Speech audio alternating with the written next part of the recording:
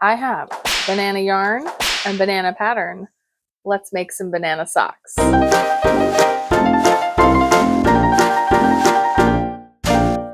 Hello, welcome to Show and Tell Meg. I'm Megan and I like to make things. I've been very into making socks lately and I really needed a simple pair of socks. So when I received this from a recent D-stash order that I did on Mercari, I knew that it had to become banana socks.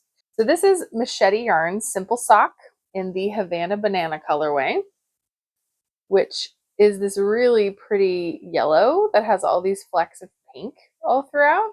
And I've already caked it up and I'm going to be using this to make banana socks.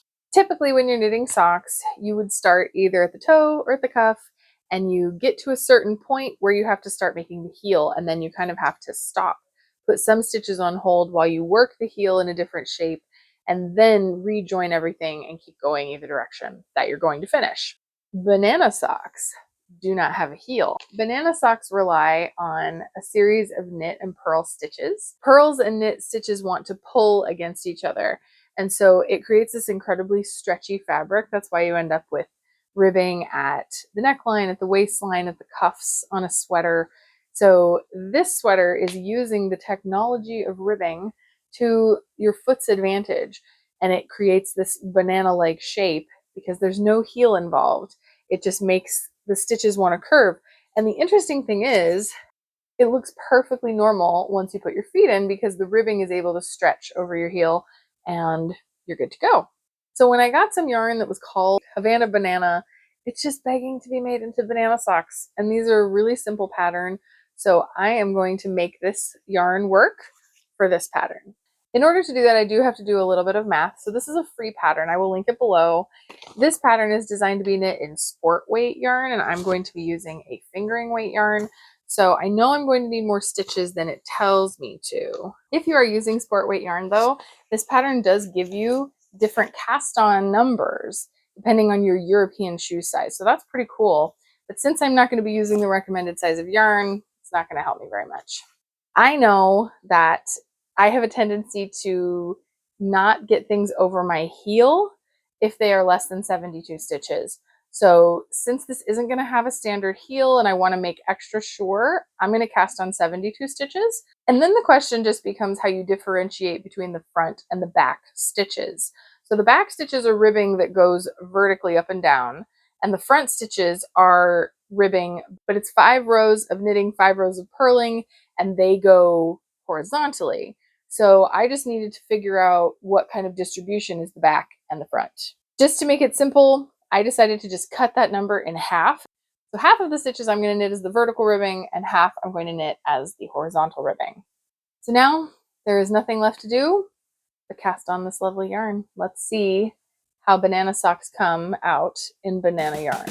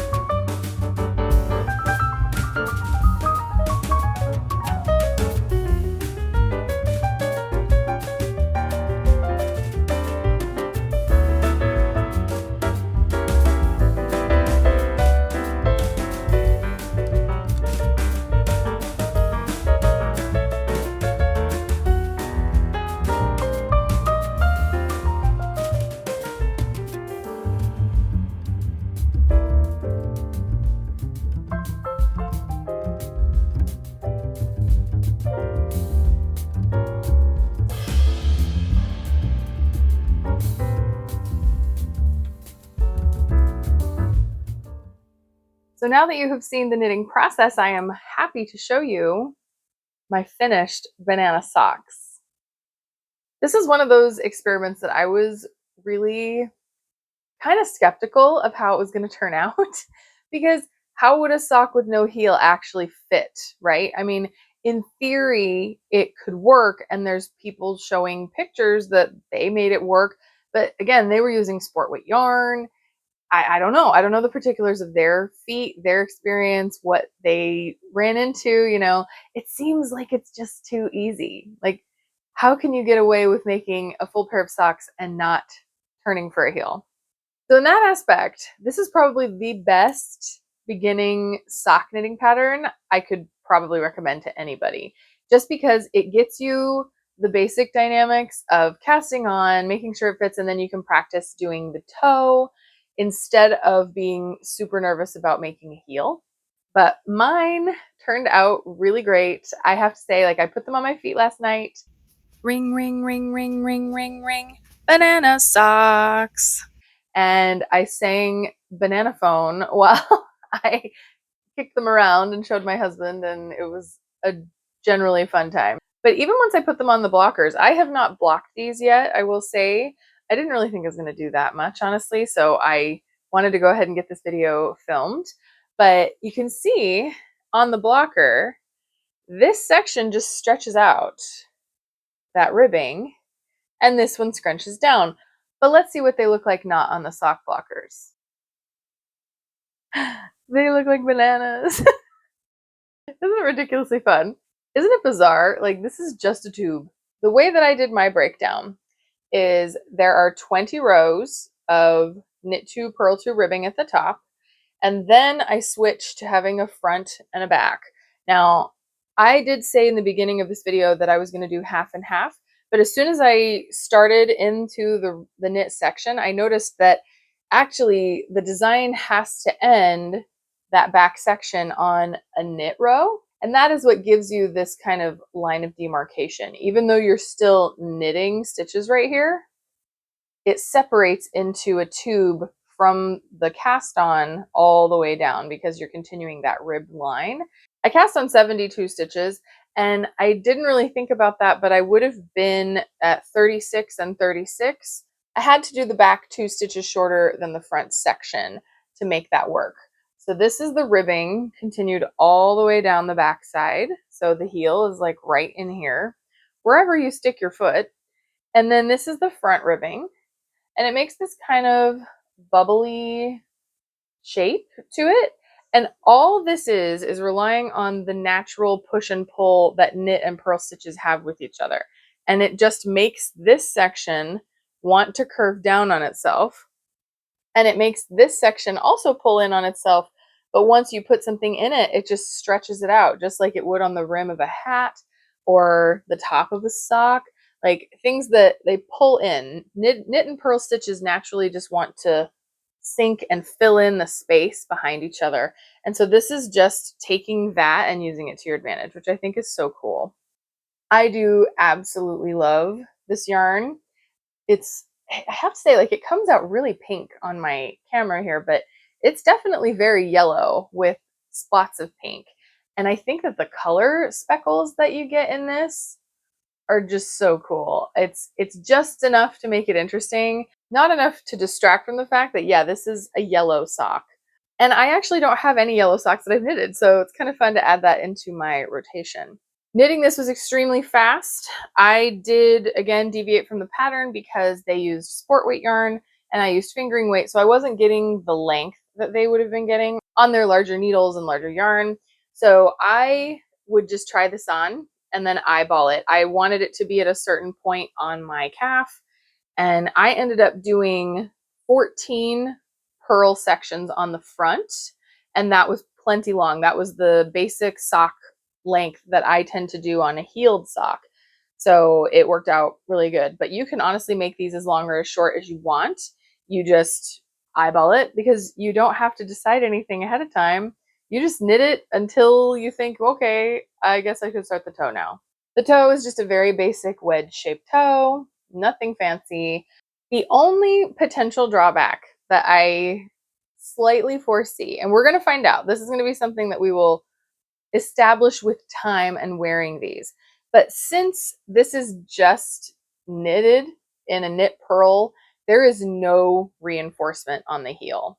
Typically, you would have, like, my particular favorite type of heel is reinforced because you're doing a bunch of slip stitches. You do knit one, slip one on the front, and then you purl on the back. And so it makes the stitches kind of pull together, wrap behind each other, and you're getting almost a double layer because of that slip stitch. And it makes a really dense fabric in the heel. This does not have that. It's just stretchy. And actually, if I put my hand in there, I mean, look at that. And so that's just a single layer of yarn, which I have made other socks that had just a single layer of yarn on the heel. I have not had them long enough to feel like I really tested that out. And so just the fact that I have a heel flap and gusset so ingrained in my head, that slip stitch heel flap, I am skeptical as to how well these are going to hold up. Like, is the heel going to wear out super fast? I don't know. I also was kind of skeptical if the ribbing was going to feel weird on my feet. And so since I just finished these, honestly, I can't attest to that either way. I'm going to have to wear these, and it's going to have to be a whole lot colder for me to be wearing these. Like, I've always been fine with purl stitches under my foot, so I think that that should be fine. But if you have extra sensitive feet, then that's something to keep in mind as well. Then you might have to do this ribbing until just after your heel and then do stockinette on the bottom of the foot. That would work as well. So it's kind of an interesting pattern because you can modify this incredibly easily depending on your situation and what you want to get out of this sock.